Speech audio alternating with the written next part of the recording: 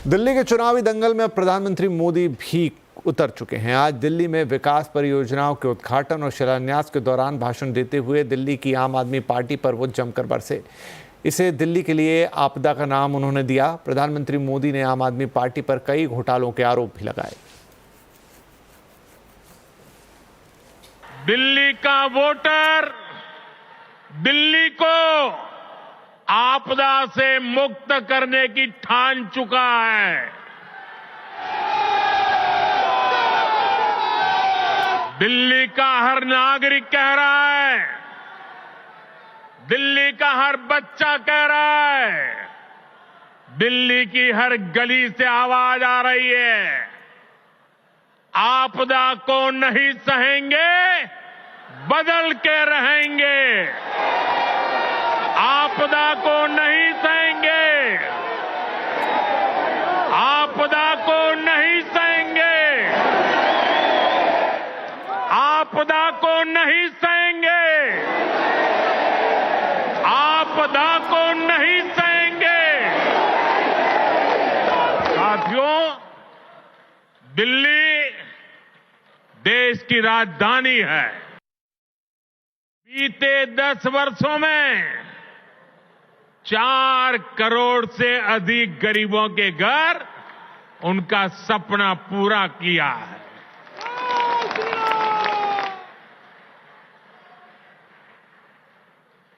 मैं भी कोई शीश महल बना सकता था,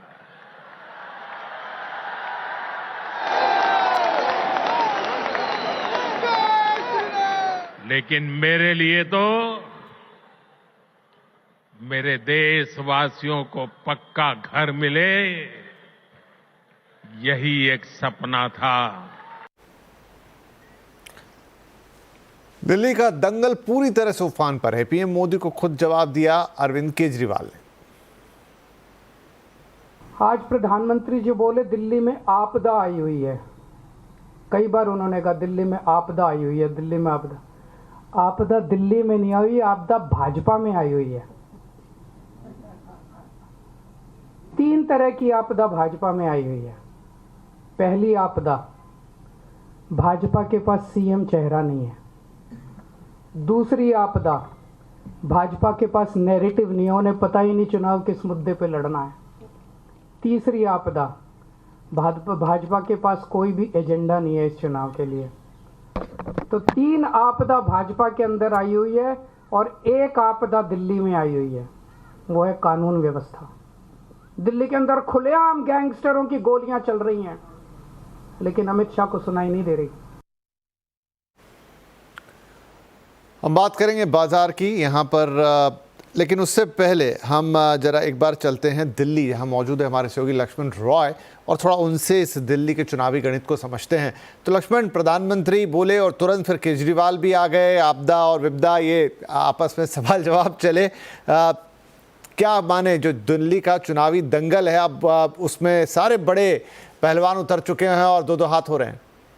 बिल्कुल, दरअसल आज सुबह से या फिर कहें कि कल से दिल्ली में टेम्परेचर काफ़ी ज़्यादा कम है। यहाँ पे ठंड काफ़ी ज़्यादा है, काफ़ी कोहरा है, घना कोहरा है। बड़ी मुश्किल से धूप निकली थी, लेकिन ठंडक बनी हुई थी। लेकिन प्रधानमंत्री के इस भाषण के बाद दिल्ली में राजनीतिक जो पारा है वो काफ़ी ज़्यादा हाई हो गया। और स्वाभाविक था प्रधानमंत्री के इस भाषण के बाद एक प्रतिक्रिया आती, वो आम आदमी पार्टी की तरफ से आई। अब इसके बाद एक नैरेटिव सेट हो गया है यहाँ पर। यहाँ से आप देखेंगे कि दिल्ली चुनाव होने तक ये आरोप प्रत्यारोप का दौर काफी ज्यादा उफान पे रहेगा और हर कोई आरोप लगाएगा। और प्रधानमंत्री जैसे कि जाने जाते हैं, कई बार कुछ शब्दों को ऐसे गढ़ देते हैं कि बड़ा ही आकर्षक लगता है कि आपदा शब्द को उन्होंने गढ़ा, तो आपदा में इन्होंने आम आदमी पार्टी का आप ले लिया है और दा अलग से जोड़ा है। तो जब ये आपदा कह रहे थे तो आम आदमी पार्टी पर हमला कर रहे थे, और इस आपदा के पीछे उन्होंने कई सारे घोटाले के आरोप जो लगते रहे अब तक आम आदमी पार्टी पे, अरविंद केजरीवाल पे, उसका वाला दिया, जिसमें शराब घोटाला, शिक्षा घोटाला, बाकी ट्रांसपोर्ट घोटाला, इन सब का यहाँ पे जिक्र किया। और जिक्र करते करते उन्होंने ये यहाँ तक कह दिया कि जनता ने ठान लिया है कि आपदा से दिल्ली को मुक्त कराना है, यानी आम आदमी पार्टी से दिल्ली को मुक्त कराना है। तो एक तरीके से बहुत बड़ा हमला आम आदमी पार्टी पर किया गया और आम आदमी पार्टी ने भी पलटवार करके कहा कि भाजपा के पास कोई चेहरा नहीं है, कोई नैरेटिव नहीं है। तो मुझे लगता है कि अब यहां से कई तरह की बातें निकलकर आपको दिल्ली चुनाव तक आने को देखने को मिलेगी और आने वाले दिनों में काफी दिलचस्प रहने वाला दिल्ली चुनाव। जी बिल्कुल लक्ष्मण, दिलचस्पी तो बढ़ती हुई दिख रही है। बहुत बहुत धन्यवाद फिलहाल इस एनालिसिस के लिए। चलिए लगे हाथों हम बाजार की बात करेंगे। यहाँ पर 2 दिनों की तेज़ी के बाद बाजार में आज मुनाफा वसूली देखी गई। सेंसेक्स निफ्टी गिरावट के साथ बंद हुए। मिड कैप और स्मॉल कैप इंडेक्स भी ऊपरी स्तरों से आज फिसल गए। आईटी, फार्मा, बैंकिंग शेयर ये सब दबाव में रहे। कंचन हैं हमारे साथ, उनसे बात करते हैं। कंचन, तो 2 दिनों की तेज़ी पे तो लग गया आज ब्रेक। अब इस ब्रेक में झटका कहाँ आया? कौन से शेयर्स थे जो नहीं संभल पाए और कौन से यहाँ संभलते हुए दिखे? Definitely as you have correctly mention कि 2 दिन की बड़ी तेजी के बाद आज हमें बाजार में एक गिरावट देखने को मिली और सबसे बड़ा लगाड़ रहा है बैंक निफ्टी। अब अगर स्टॉक स्पेसिफिक एक्शन देखा जाए तो सबसे पहले बात कर लेते हैं निफ्टी गेनर्स की कि आज निफ्टी में कौन से बढ़ने वाले शेयर हैं। ओएनजीसी में करीबन 5.25% का इजाफा देखने को मिला, टाटा मोटर्स 3.5%, एसबीआई लाइफ में 2% करीबन और टाइटन भी करीब 2% की बढ़त के साथ आज बंद हुआ है। लूजिंग पॉकेट में विप्रो 3% की कमजोरी यहां पे देखी गई। एचडीएफसी बैंक में भी करीबन 3%, अडानी पोर्ट 2.25% और टेक महिंद्रा भी करीब 2.25% की गिरावट के साथ बंद हुए हैं। मिड कैप की तरफ नजर डाली जाए तो सबसे पहला जो गेनर है वो है एवेन्यू सुपरमार्ट, क्योंकि इसके आज Q3 के अपडेट्स आए हैं और अपडेट्स काफी अच्छे आए हैं, जिसके बाद शेयर में करीब 12% का हमें अच्छा खासा अपसाइड मोमेंटम देखने को मिला। ऑयल इंडिया 4%, एसबीआई का 3%, आरबीएल बैंक में करीबन 2.5% का अपसाइड देखा गया। लूजिंग पॉकेट में तानला प्लेटफॉर्म में 4% की कमजोरी, एंजल वन 4%, नाल्को 4% और एमसीएक्स भी करीबन 3% की कमजोरी के साथ बंद हुए हैं। जी शुक्रिया। 2025 निवेशकों के लिए एक अच्छा साल रहेगा, ऐसा कहना है मार्केट एक्सपर्ट सुदीप बंदोपाध्याय का। सीएनबीसी आवाज के साथ बातचीत में उन्होंने कहा कि इस साल एफएमसीजी में सुधार देखने को मिलेगा और फार्मा, हेल्थ केयर, टेक्सटाइल जैसे शेयरों में तेजी दिख सकती है। 2025 हमारे हिसाब से अच्छा साल जाएगा। 2024 में हमने मार्केट में जबरदस्त करेक्शन देखा था। सितंबर के बाद से एफआईआईज के तरफ से जम के बिकवाली की गई है और उसका एक असर मार्केट में देखने को मिला। कॉर्पोरेट नतीजे भी ठीक ठाक ऐसा कुछ नहीं था जो कि वैल्यूएशन को जस्टिफाई कर पाए, इसीलिए करेक्शन हुआ और करेक्शन कुछ हद तक जरूरी भी था। एक लेवल तक मार्केट जाने के बाद थोड़ा बहुत मार्केट में कंसोलिडेशन होना, थोड़ा बहुत करेक्शन होना actually good for the health of the market, तो वही हुआ है। हम लोग जो देख रहे हैं, लगता है कि Q4 से कॉर्पोरेट अर्निंग्स पिकअप करेगा। Q3 में भी खास ऐसा कुछ नतीजे अच्छे नहीं दिखेंगे, पर Q4 ऑनवर्ड्स अर्निंग्स पिकअप की संभावना है। इन्फ्लेशन भी कंट्रोल में आ रहा है, जो कि आरबीआई को ब्याज दर घटाने में सहायता करेगा और ये ब्याज दर घटाना एक बहुत बड़ा मोमेंटम मार्केट के लिए ला सकता है। जैसे मैं एक सेक्टर का मैं जरूर जिक्र करना चाहूंगा, एफएमसीजी, जिसकी बहुत पिटाई हुई है 2024 में और परफॉर्मेंस भी अच्छा कुछ नहीं था। पहले रूरल स्लो डाउन, फिर अर्बन स्लो डाउन और नंबर्स ठीक नहीं आ रहे हैं, वॉल्यूम्स ठीक नहीं आ रहे हैं। पर यहाँ पे हम मानते हैं कि 140 करोड़ का आबादी है, अच्छे एफिशिएंट कंपनीज हैं और रॉ मटेरियल प्राइसेस, जो इनपुट कॉस्ट है, वो भी थोड़ा मॉडरेट हो रहा है। तो इस माहौल में Q4 ऑनवर्ड्स एफएमसीजी में इंप्रूवमेंट की उम्मीद कर रहे हैं, तो यहाँ पे जरूर पोजीशन लिया जा सकता है। इसके अलावा ट्रम्प 2 जो सरकार आ रहा है, उसमें बहुत सारे टैरिफ्स की बात हो रही है और ये टैरिफ हम लोग मानते हैं कि इंडिया को इनडायरेक्टली फेवर करेगा। तो export oriented sector, particularly textiles पे ध्यान देने के लिए निवेशक को हम सलाह दे रहे हैं। हम लोगों को लगता है कि यहाँ पे बहुत अच्छा मोमेंटम देखने को मिल सकता है। वैल्यूएशन चीप नहीं है और वैल्यूएशन चीप होगा भी नहीं, पर यहां से भी बहुत अच्छा एक मोमेंटम आप देख रहे हैं। तीसरा सेक्टर जिसका जिक्र सारे एनालिस्ट कर रहे हैं, वो फार्मा, हेल्थ केयर है। हम लोग भी मानते हैं कि फार्मा के लिए एक जो आईटी आउटसोर्सिंग के जरिए एक बहुत अच्छा माहौल आईटी में क्रिएट हुआ था कुछ साल पहले, जिसके चलते इंडियन आईटी कंपनीज एक नए लेवल पे पहुंच गए हैं, वो मोमेंट शायद फार्मा के लिए अभी आ रहा है और एक जबरदस्त आउटसोर्सिंग, फार्मा आउटसोर्सिंग का बेनिफिट इंडियन फार्मा कंपनीज को मिलेगा।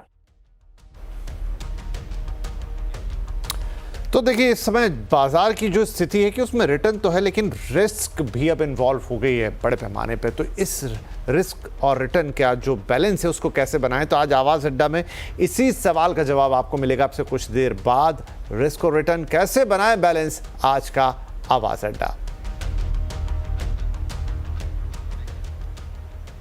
पेंशनधारियों के लिए एक बड़ी राहत की खबर आई है। अब देश में कहीं भी किसी भी बैंक से वो पेंशन निकाल पाएंगे। पूरे देश में सेंट्रलाइज पेंशन पेमेंट सिस्टम को लागू कर दिया गया है। डिटेल के साथ हैं हमारे economic policy editor Lakshman Roy. Lakshman, तो कैसे काम करेगा ये सिस्टम, और अब क्या पेंशनधारी कभी भी किसी भी बैंक से पैसे निकाल सकते हैं, भले उसमें उनका खाता हो ना हो? बिल्कुल आपने सही कहा कि अब पेंशन धारक को जरूरी नहीं है कि उसी शहर के, उसी बैंक के, उसी ब्रांच से पैसा आपको निकालना है। आप देश के किसी भी हिस्से में जाकर आप अपना पेंशन निकाल सकते हैं।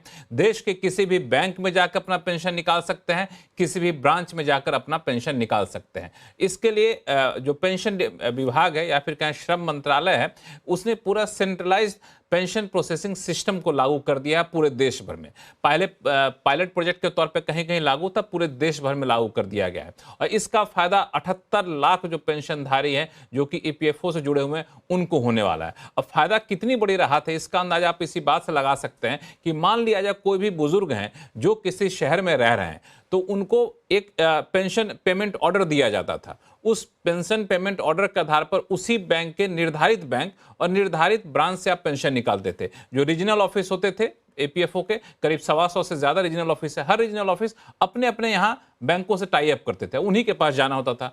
अब किसी के बच्चे बाहर रहने लग गए तो पेरेंट्स बाहर चले गए, तो वहां पे अगर पेंशन कैसे निकाले तो ईपीएफओ ऑर्डर का ट्रांसफर करना पड़ता था। बड़ी लंबी प्रक्रिया होती थी। अब इन सारी प्रक्रिया से छुटकारा मिल गया है और पेंशन धारकों के लिए एक बड़ी राहत की बात है। और पेंशन धारक ही नहीं, जिनके पेरेंट्स उनके साथ रह रहे हैं उनके लिए भी राहत की बात है कि उनको भी इसके लिए बहुत माथापच्ची नहीं करनी होगी। बिल्कुल, तो सभी के लिए राहत की बात, बुजुर्गों के लिए जो पेंशनधारी हैं और इनफैक्ट उनके परिवार के लिए भी। बिल्कुल आपने सही कहा, वरना एक बड़ा माथापच्ची वाला काम होता था इस पेंशन को ड्रॉ करना। बहुत शुक्रिया लक्ष्मण, और 78 लाख से ज़्यादा लोगों को इस खबर से फ़ायदा होने जा रहा है।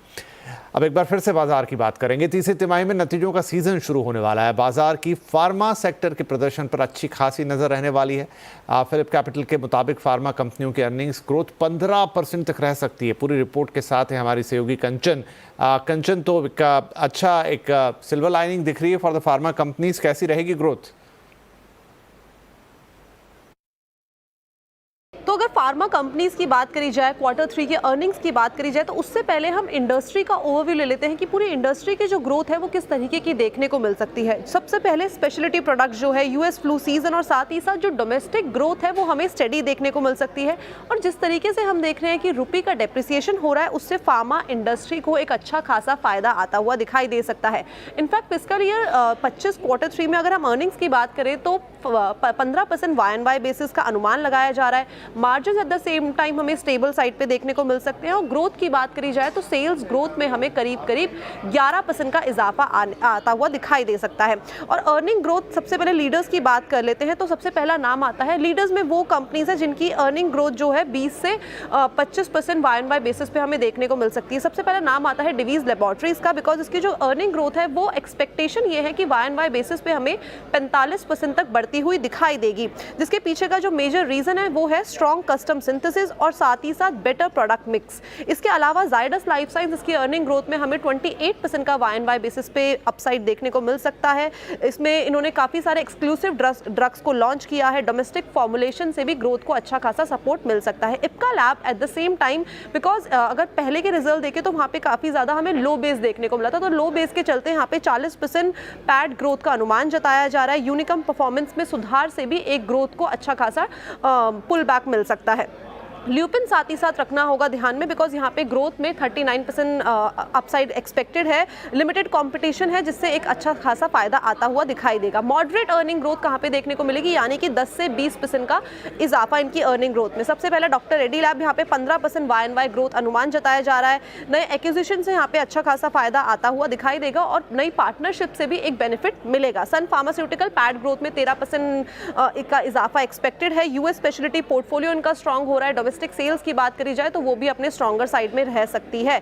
और अब इसके अलावा बात कर लेते हैं कि म्यूटेड अर्निंग ग्रोथ हमें कहाँ पे देखने को मिलेगी, जहाँ पे 10% से कम की ग्रोथ एक्सपेक्टेड है। सिप्ला यहाँ पे अर्निंग में केवल हमें 3% का अपसाइड एक्सपेक्टेड है। आर्बिट्रोल और साथ ही साथ जी रेव लिमिटेड से कंपनी को फायदा तो होगा, लेकिन लैंड्रियोटाइड सप्लाई के जो इशू चल रहे हैं उससे थोड़ा सा हमें डिमांड में एक दबाव आता हुआ दिखाई दे सकता है। डोमेस्टिक ग्रोथ स्टेडी रह सकती है 11% पे।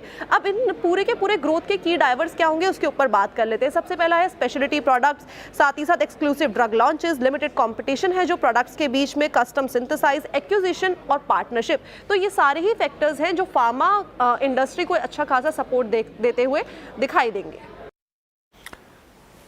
बहुत शुक्रिया कंचन इस अपडेट के लिए।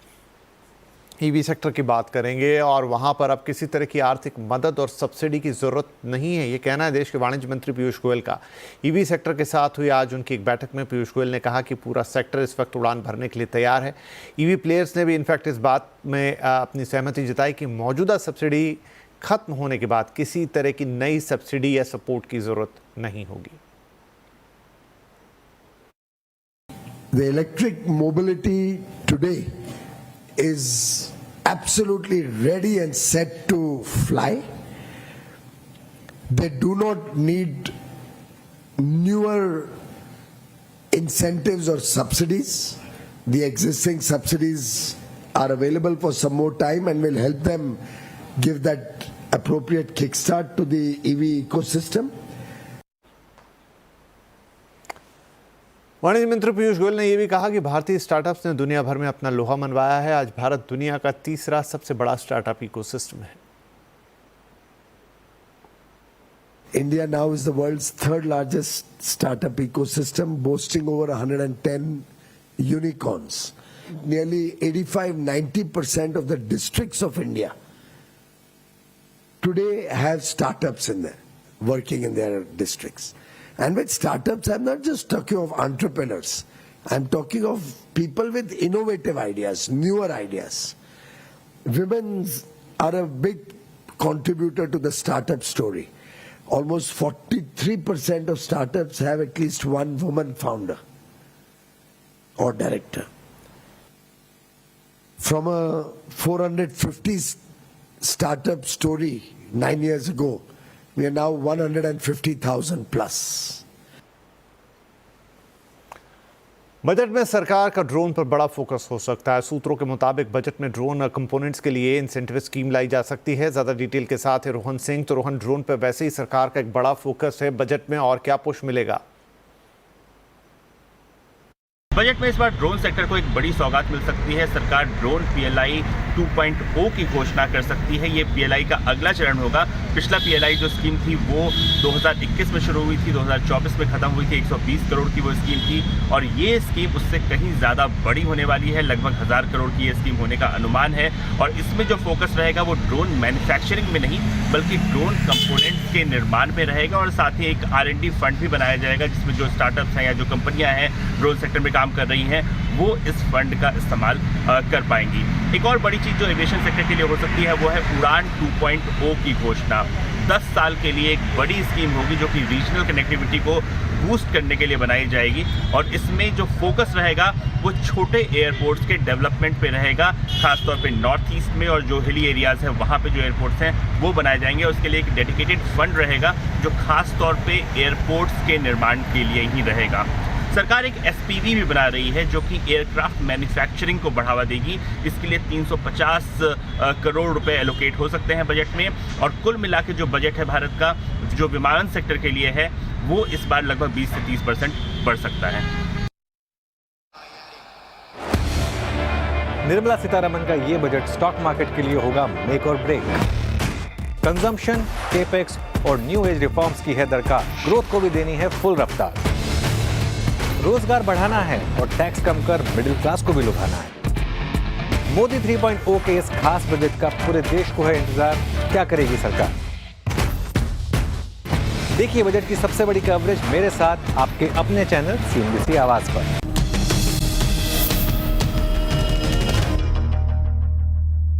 Welcome back. आप देख रहे हैं आवाज समाचार और अब कुछ और खबरें हैं। पुष्पा 2 के एक्टर अल्लू अर्जुन को कोर्ट से बड़ी राहत मिली है। संध्या थिएटर भगदड़ मामले में एक्टर को रेगुलर बेल दे दी गई है। हैदराबाद की नामपल्ली कोर्ट ने उन्हें 50,000 के 2 मुचलकों पर जमानत दी है। इसके अलावा कोर्ट ने उन्हें 2 महीने तक या आरोप पत्र दायर होने तक का हर रविवार को चिकड़पल्ली पुलिस स्टेशन में पेश होने का आदेश भी दिया है। बता दें कि 4 दिसंबर को अल्लू अर्जुन अपनी फिल्म पुष्पा 2 की स्क्रीनिंग के लिए बिन बताए संध्या थिएटर पहुंचे थे, जिसके कारण भगदड़ मचने से एक महिला की मौत हो गई थी। चीन में एक नया वायरस HMPV सामने आया है और इसको लेकर डर बढ़ गया है। लेकिन क्या सच में इस वायरस से डरने की जरूरत है? क्या ये कोरोना वायरस जैसा घातक हो सकता है? इस पर सफाई दी है DGHS के डॉक्टर अतुल गोयल ने। आइए सुनते हैं। हमें ऐसा नहीं लगता इन द सेंस कि यहाँ पे मेटान्यूमो वायरस एक नॉर्मल रेस्पिरेटरी वायरस है जो जुकाम जैसी बीमारी करता है, या कुछ लोगों में फ्लू जैसे सिम्टम्स हो सकते हैं, खासकर जो बहुत बूढ़े लोग हैं या बहुत 1 साल से कम उम्र के बच्चे हैं। लेकिन ऐसी कोई सीरियस बीमारी नहीं है जिससे चिंता करने की जरूरत है। इन दिनों सर्दी के दिनों में रेस्पिरेटरी वायरस इन्फेक्शंस होते हैं और हमारे हॉस्पिटल्स और इंस्टीट्यूशंस इनको हैंडल करने के लिए तैयार हैं। बेड्स की भी अवेलेबिलिटी है, ऑक्सीजन वगैरह की भी अवेलेबिलिटी है। स्पेसिफिकली दवाइयां चाहिए नहीं होती बिकॉज इसके अगेंस्ट कोई स्पेसिफिक एंटीवायरल ड्रग्स है नहीं। जुलाई में टैरिफ बढ़ने के बाद ग्राहकों ने सस्ती दरों वाली सरकारी कंपनी BSNL की तरह अपनी दिलचस्पी दिखाई, लेकिन एक बार फिर से कस्टमर BSNL से मुंह मोड़ रहे हैं। तो आखिर इसके पीछे क्या वजह हो सकती है? असीम मनचंदा हैं हमारे साथ। असीम, थोड़ा सरप्राइजिंग है, हमने देखा कि टैरिफ जैसे ही ऊपर गए तो BSNL ने काफ़ी कस्टमर्स जोड़े, लेकिन अब अगर वापस कस्टमर घट रहे हैं, क्या वजह है इसके पीछे? जुलाई में टेलीकॉम कंपनियों ने अपने टैरिफ में बढ़ोतरी की थी। ये टैरिफ 10% से लेकर के 25% तक बढ़ाए गए थे, लेकिन सरकारी कंपनी BSNL ने अपने टैरिफ में किसी भी तरह की बढ़ोतरी नहीं की थी। तो ऐसा था कि जो लोग सस्ता कनेक्शन चाहते थे उन्होंने BSNL के अंदर पोर्ट करा लिया था। अगर मैं अगस्त के डाटा की बात करूं तो अगस्त में करीबन 21 लाख से ज्यादा लोगों ने BSNL के अंदर पोर्ट कराया, और जबकि BSNL के बाहर आने वाले लोग सिर्फ 2,65,000 के आसपास थे। लेकिन उसके बाद अक्टूबर से लगातार इस डाटा में कमी आने की शुरुआत होगी। अक्टूबर में करीब 7 लाख लोगों ने BSNL के अंदर पोर्ट कराया था, जबकि बाहर आने वालों की संख्या 5 लाख के आसपास थी। और उसके बाद आता है नवंबर का महीना, जबकि 3 महीने का लॉक-इन पीरियड खत्म हो रहा था। तो BSNL से पोर्ट करा के बाहर आने वाले ग्राहकों की संख्या काफी तेजी से बढ़ी है। BSNL से करीबन 8,40,000 के आसपास ग्राहकों ने BSNL के बाहर के लिए पोर्ट कराया, जबकि आने वाले ग्राहक करीबन 4 लाख के आसपास ही रहे। तो ऐसा लगता है कि इन ग्राहकों को BSNL की सर्विसेज पसंद नहीं आ रही है और ये ग्राहक अब बाहर कंपनी का नेटवर्क छोड़ करके दूसरे कंपनी के नेटवर्क पर जाने की तैयारी कर रहे हैं। तो BSNL को जो टैरिफ नहीं बढ़ाने का जो फायदा था, वो फायदा कहीं ना कहीं कम होता हुआ नजर आ रहा है। जी असीम, शुक्रिया। क्या महाराष्ट्र की सियासत में एक बार फिर बड़ा उलटफेर होने जा रहा है? हाल ही में हुए विधानसभा चुनाव में महायुति की बम्पर जीत के बाद विपक्षी महाविकास आघाड़ी में शामिल दलों के सुर अब बदलने लगे हैं। उद्धव ठाकरे की शिवसेना के मुखपत्र सामना की संपादकीय में CM देवेंद्र फडणवीस की तारीफ की गई है। संपादकीय में नए साल के मौके पर CM देवेंद्र फडणवीस के गढ़चिरौली के दौरे की तारीफ की गई है। इसके बाद शिवसेना के सांसद संजय राउत ने भी CM की तारीफ को लेकर जवाब दिया है। अच्छा काम किया है सरकार ने। जरूर हम अपोजिशन में बैठे हैं, लेकिन हमारी महाराष्ट्र से नाता है, राज्य हमारा है, और इस राज्य में गढ़चिरौली जैसे जिले में जो नक्सलवाद है, वो नक्सलवादी अगर आत्मसमर्पण करते हैं और संविधान का मार्ग अपनाते हैं मुख्यमंत्री के सामने, तो उनका हम स्वागत करेंगे। दूसरी बात ऐसी है, अहमदाबाद के साबरमती रिवर फ्रंट पर इंटरनेशनल फ्लावर शो शुरू हो गया है। देश विदेश के लाखों फूलों से शो कितना आकर्षक बना है, इसका जायजा ले रहे हैं हमारे संवाददाता केतन जोशी। फ्लावर शो के अंदर जैसे ही आप प्रवेश करते हैं तो आपका स्वागत बच्चों का फेवरेट कार्टून कैरेक्टर है वो डोरेमोन आपका स्वागत करेगा। और देखिए कि उनको भी उसी फूलों से सजाया गया है जो उनका ओरिजिनल कलर है। साथ ही साथ बच्चों के हीरो छोटा भीम है, उनको भी जो आप टीवी में देखते हैं उसी तरह के वस्त्र में, हालांकि ये सारे वस्त्र है वो फूलों से है, उनके पीछे फैंटम भी है और ढेंचू भी है, पिकासो भी है। तो बच्चों की यहाँ से शुरुआत होती है पूरे फ्लावर शो की। उससे आगे अगर आप जाएंगे तो नरेंद्र मोदी के सुशासन के 23 साल दिखाए गए हैं। जितने भी आप छोटे छोटे बोर्ड दिख रहे हैं उनके अंदर एक QR कोड भी है। उस QR कोड के जरिए आप हर एक योजना को जान सकते हो। जितनी भी यहाँ पर चीजें हैं उनको एक सिर्फ QR कोड से आप जान सकते हैं। वहां से थोड़ा आगे बढ़े तो फ्रेम में सारी चीजें तो नहीं आ सकती, लेकिन गुजरात का जो प्राउड माना जाता है वो एशियाटिक लायन है, वो बड़ा एक कटआउट फूलों से सजाया गया है। जो उनका कलर है ऐसे ही फूल यहाँ पर रखे गए हैं। उनसे आगे आप देखिए तो जो गुजरात में फ्लेमिंगो विदेशी मेहमान जो एक बर्ड के रूप में आते हैं उनका भी बड़ा कटआउट है। यहाँ पर 7 से 10 लाख देश विदेश के फूलों को सजाया गया है। इतना ही नहीं, लेकिन ये तरोताजा रहे आने वाले 3 सप्ताह तक, ऐसा भी यहाँ पर प्रयास किया गया है। इस बार ज्यादा भीड़ को ध्यान में मद्देनजर प्रशासन ने प्राइम टाइम भी फिक्स किया है। सुबह 9 से 10 और शाम को 7 से 10 बजे तक का एक प्राइम टाइम भी रखा गया है, तो भीड़ को कंट्रोल किया जा सके। पिछली बार इस फ्लावर शो में कम से कम 20 से 25 लाख लोगों ने यहाँ पर मुलाकात ली थी, तो इस बार भी संख्या उनसे ज्यादा हो जाए ऐसी पूरी संभावना है। तो एक तरह से हम कह सकते हैं कि आपने भले ही इस तरह के फूल आपके आंगन में या तो आसपास न देखे हो, लेकिन प्रशासन ने देश विदेश से फूल मंगवाकर एक अनोखा फ्लावर शो यहाँ पर आयोजित किया है। केतन जोशी, अहमदाबाद। तो इंटरेस्टिंग है ये फ्लावर शो। अगर आप अहमदाबाद या इनफैक्ट गुजरात में हैं तो ज़रूर जाके देख सकते हैं। चलिए इसी के साथ इजाज़त लेंगे आपसे और आपको हैप्पी वीकेंड। अच्छे से बिताइए, अपना ध्यान रखिए और CNBC आवाज़ पर शोज़ देखते रहिए। नमस्कार।